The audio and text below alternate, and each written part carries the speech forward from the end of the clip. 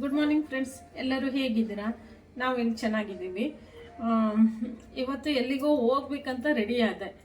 ಆಮೇಲೆ ಮಳೆ ಫುಲ್ ಇದೆ, ಮಳೆ ಇದೆ ಅಂತ ಸ್ಕೂಲ್ ರಜೆ ಕೊಟ್ಟಿದ್ದಾರೆ. ನನ್ನ ಮಗನ ಕರ್ಕೊಂಡು ಒಂದು ಕಡೆ ಫಂಕ್ಷನ್ ಇತ್ತು, ಹೋಗೋಣ ಅಂತ ರೆಡಿ ಆದ್ವಿ.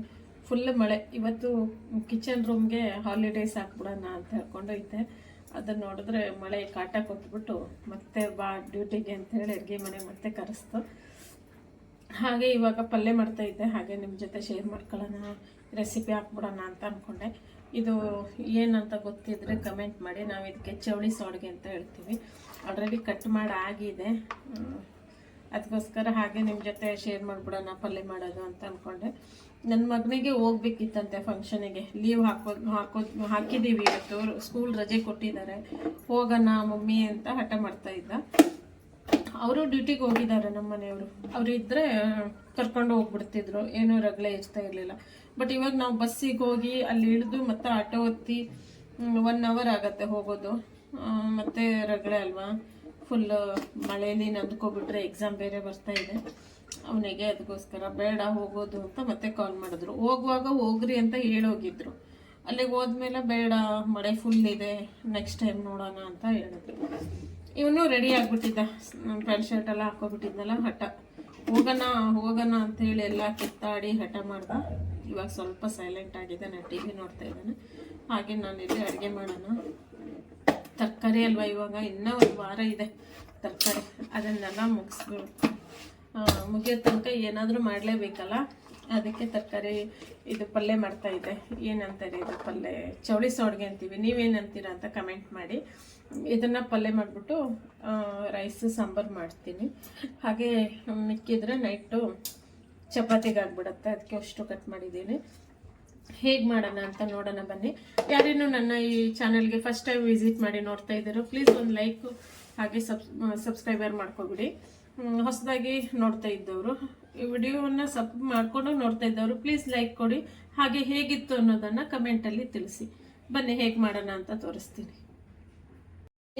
ಚೌಳಿ ಸೌಡಿಗೆನ ಒಂದು ಅರ್ಧ kg ಆಗೋಷ್ಟು ತೊಗೊಂಡಿದ್ದೀನಿ. ಸ್ವಲ್ಪ ಕರಿಬೇವು, ಒಂದು ದೊಡ್ಡ ಈರುಳ್ಳಿನ ಸ್ಲೈಸ್ ಆಗಿ ಕಟ್ ಮಾಡ್ಕೊಂಡಿದ್ದೀನಿ.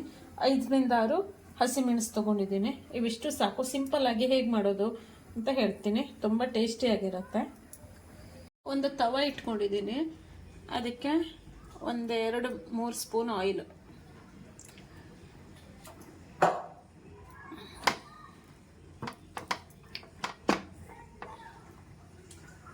ಸ್ವಲ್ಪ ಸಾಸಿವೆ,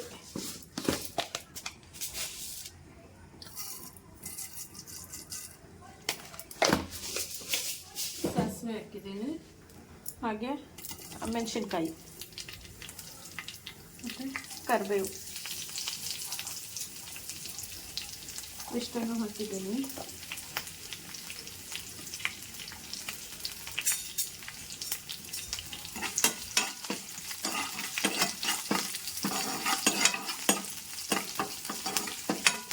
ಈಗ ಕಟ್ ಮಾಡಿದಂಥ ಇದು ಚೌಳಿ ಸೋಡ್ಗೆ ಹಾಕೋಬಿಡ್ತೀನಿ.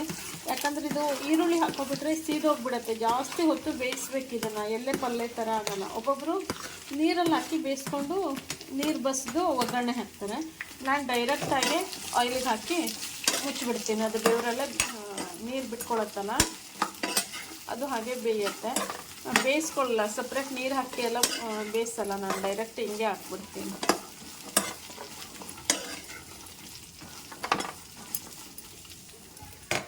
ಇವಾಗ ಇದಕ್ಕೆ ಒಂದು ಸ್ವಲ್ಪ ಉಪ್ಪು ಹಾಕ್ಕೊತೀನಿ. ಸ್ವಲ್ಪ ಬೇಕಾದರೆ ಮತ್ತೆ ಹಾಕೋಬೋದು.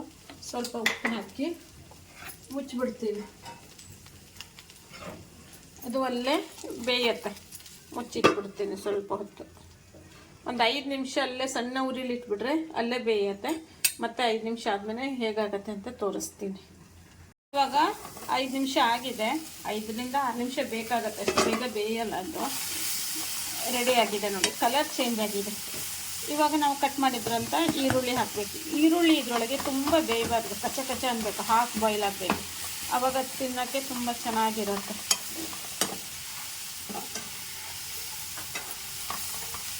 ಚೆನ್ನಾಗಿ ಮಿಕ್ಸ್ ಮಾಡಿಬಿಟ್ಟು ಸ್ವಲ್ಪ ಹಳದಿ ಪುಡಿ, ಉಪ್ಪು ಹಾಕಿದ್ದೀವಿ. ಬೇಕಾದರೆ ಟೇಸ್ಟ್ ನೋಡಿ ಮತ್ತೆ ಹಾಕ್ಬೋದು. ಸ್ವಲ್ಪ ಖಾರ ಪುಡಿ,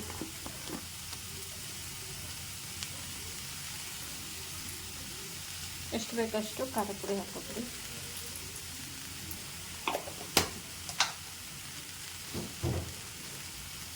ಸರಿಯಾಗಿ ಮಿಕ್ಸ್ ಮಾಡ್ಕೊಬಿಟ್ರೆ ರೆಡಿ. ಒಂದು 2 ನಿಮಿಷ ಬೆಂದರೆ ಸಾಕಾಗತ್ತೆ.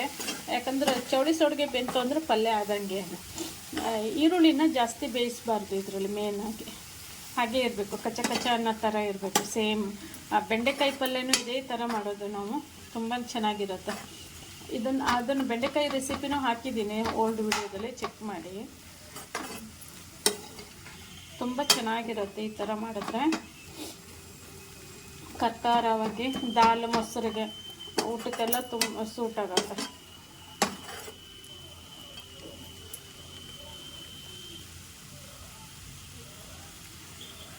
ಅಂದರೆ ಪಲ್ಯ ರೆಡಿ. ಫೈನಲ್ ಆಗಿ ಕೊತ್ತಂಬರಿ ಸೊಪ್ಪು ಹಾಕ್ಬಿಟ್ರೆ ನಮ್ಮದು ಮುಗೀತು ಅಲ್ವಾ.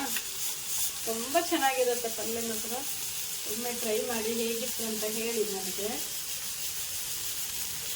ಈ ವಿಡಿಯೋ ಇಷ್ಟ ಆದಲ್ಲಿ ಪ್ಲೀಸ್ ಲೈಕ್, ಶೇರ್, ಕಮೆಂಟ್ ಮಾಡಿ.